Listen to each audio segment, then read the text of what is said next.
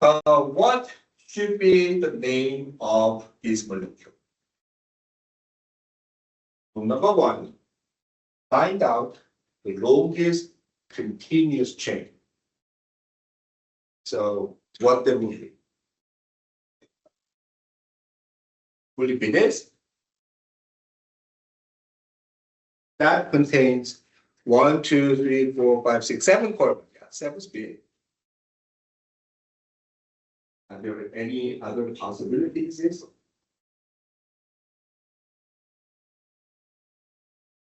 But if you count that way, 1, 2, 3, 4, 5, 6, 7, 8, we got 8 carbon chains. So that sounds better, right? So should we use this one, right? What about this one?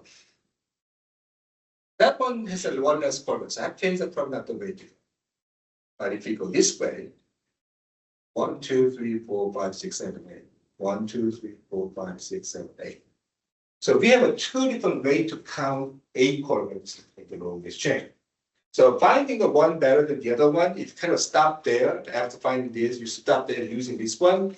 Well, that may be the right one too, I don't know. But the thing is that you should also see the possibility to find the same number 8 carbons in a different way, which is a that one.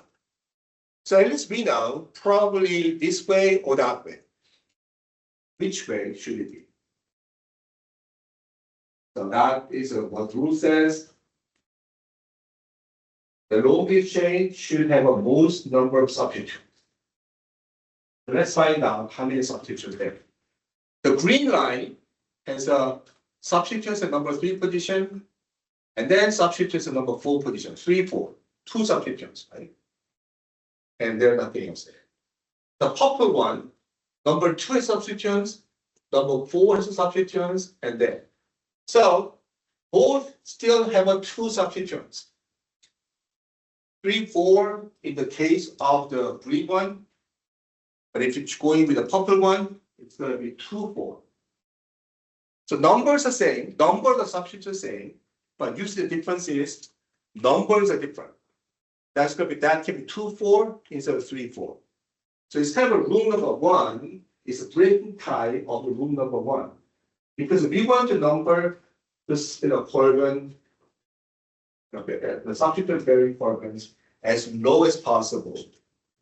Purple one, you got the substituents at the position 2 and 4, which is lower than carbon number 3 and 4 have a substituents.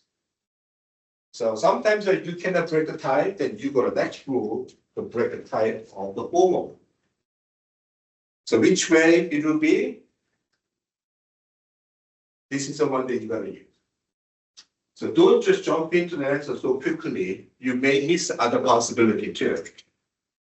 And then sometimes you get a tie, then you gotta go to the next rule to break the tie of the lower one. So that's the reason why we should make that as number of the main chain. And then there are 2 substituents, that one and this one. That one's an easy, that's just methyl, 2 methyl. What's the name of this one? It is a 4 carbon in the chain. It's butyl. It's an N-butyl. N-butyl is a linear chain, so everybody knows that. So that's not that. It's a T-butyl.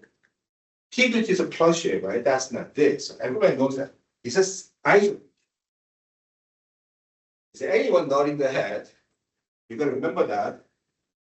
This carbon that just branched off, what's the degree of substitution of that one?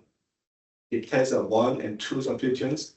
That's a sec-butyl, not isobutyl. How the isobutyl looks like? Isobutyl looks like that. The basic range of that carbon, not this carbon. So, as I said, a lot of people make a mistake with an isobutyl and sec-butyl or sec-butyl and isobutyl. You really want to make sure that you know which one's which. And again, the number I didn't go over. I count this was number 1 because of that method groups are closer descent, so it gets number 2. If you make this one number 1, 1, 2, 3, 4, number 5 carbon is the first carbon that there are no substituents. So that's way higher. So I understand, I guess you understand why the number has to come from the bottom of the chain. So after that, We have to put it together. It's a methyl, start with the M. Sec-butyl, start with the S.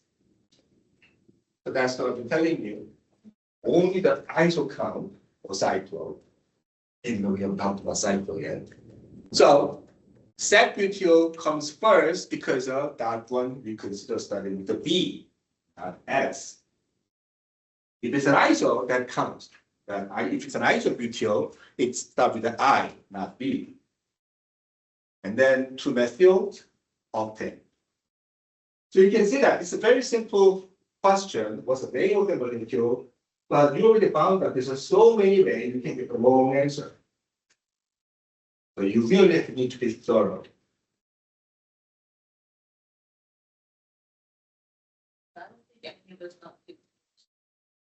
Who hasn't done the apprenticeship, come forward at the end of the class and you have a chance to write your name there.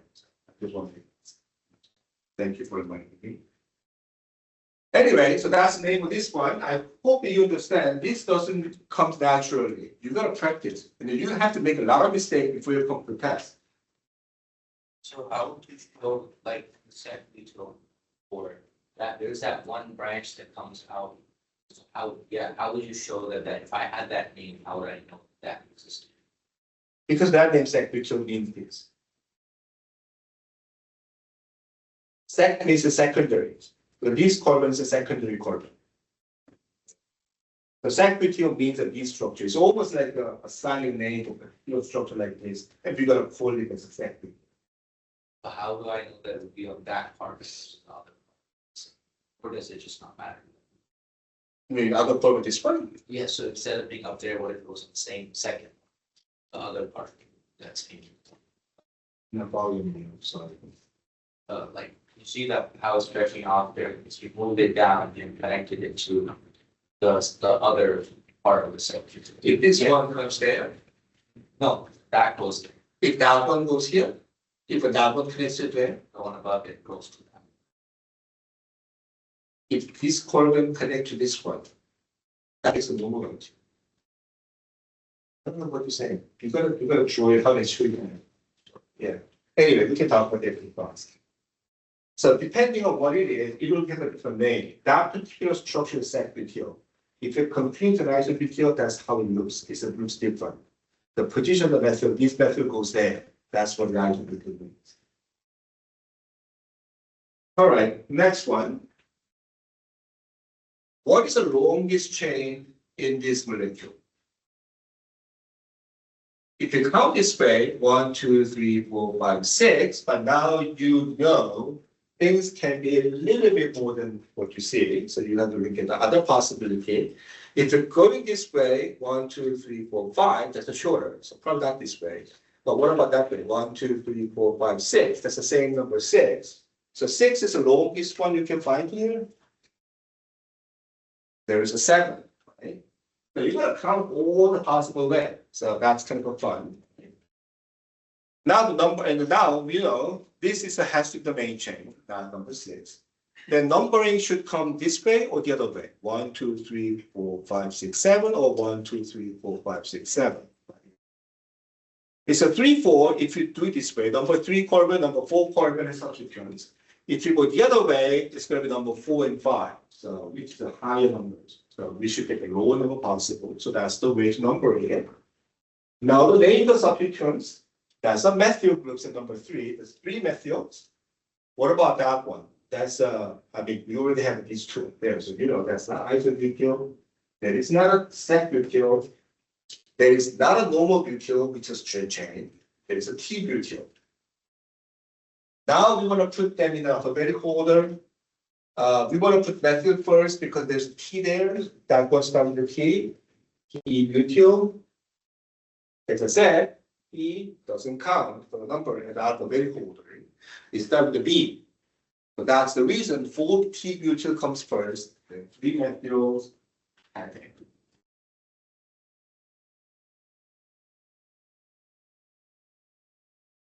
So I hope that you should know what to do. On the other hand, you can name organic molecule by give the structures. or you can draw the organic molecule, draw the structures if I give you a name. So question can be done in either way. If you can add, you can subtract, right? What's the structure of this 3-methyl-5-propyl-nonane?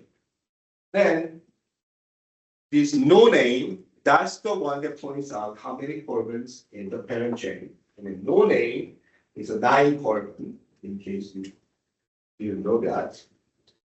And where the substituents are, number 3 and number 5. There's a 1, 2, 3, 4, and I just named number display. Number 3 carbons here, number 5 carbons there. Number 3 is a methyl, simple. Number 5 is a propyl. So question is, what is a propyl? That's the 3 carbons put in the straight line. So 1, 2, 3. So that's the drawing. So drawings are not simpler because you know already what you did. But you can draw this one in other ways. I don't want to draw this way. I want to make it curved out. Is this a wrong answer to you? I mean, they look different. But this is actually the same molecule, just drawn differently.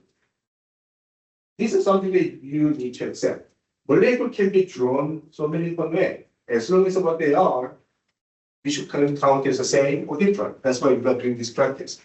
I can draw the molecule different way than you do, but as long as we got everything same, then it's the same molecule. The drawing doesn't make the molecule differently. If connections are getting wrong, then that's what makes the molecule different. So you can do different way of drawing without worrying about me not figuring out. No, I will figure out. If you draw that one, then it's the same answer as that one. Because the number is a 9 carbons in a chain. Number 3 carbon is a methyl, number 5 carbon is a propyl. It's exactly the same molecule. It's just drawn differently. And this is very simple, right? You can see that. You don't have to put a number just in the structure. That's something that I just did it because I want to show you where things are put it there. In the final answer, you can simply delete it, or you can simply leave it there, it doesn't matter. Let's draw that one. It's an octane, right? So that means that it should have 8 carbon. So let's say 8 carbon straight.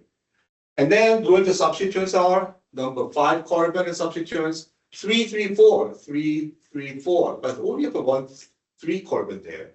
So what's the 3, 3 means? 2 substituents on number 3, right? So 3, 3, 4 trimethyl, 1, 2, 3 methyl groups, 3, 3, number 3 carbon, 2 methyl groups, 4 gets 1 methyl groups. 5 is an isopropyl. Isopropyl looks like that, not like this. Right? That is how you should draw. It's pretty simple. It's kind of reverse process.